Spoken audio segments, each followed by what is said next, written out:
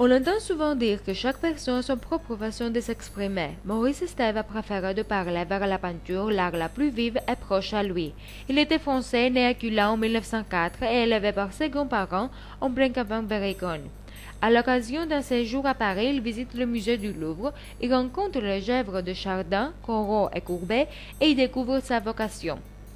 Après avoir subi toutes les influences artistiques majeures de la première moitié du XXe siècle, parmi lesquelles le surréalisme et le cubisme, l'autodidacte trouve son propre style.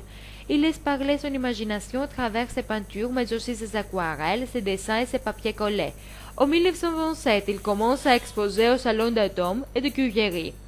Il débute dans l'art abstrait et l'embarque pour s'y faire en 1929.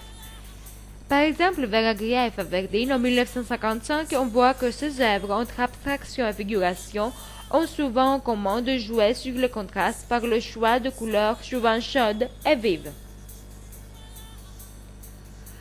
À partir de 1937, il s'oriente définitivement vers une abstraction où la couleur crée des réseaux subtils où se peint en manches géométriques cloisonnées. Par ailleurs, de 1941, Maurice Estève participe à l'exposition des jeunes peintres de tradition française avec Bazin, Manessier, Lapic, Gissia, etc. Influencé par Cézanne et Gauguin, proche à la fois des cubistes et du Bonnard, il représente le goût français dans l'expression d'une sensibilité claire et ordonnée, où les rapports colorés, suggérés par l'intuition et la sensation, s'entrecroisent, se juxtaposent et occupent dans leur mouvement harmonieux ou contrarié toute la surface du tableau.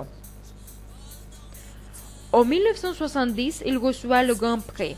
En 1987, il voit s'ouvrir à Bourges un musée à son nom.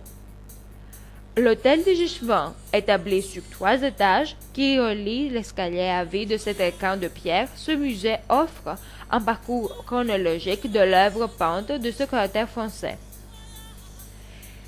Ces admirables dessins, ces non moins étonnantes aquarelles et ces savoureux papiers collés sont présentés dans la galerie Les Uses en lumière tamisée et dans un souci de conversion sont renouvelés tous les 3 mois.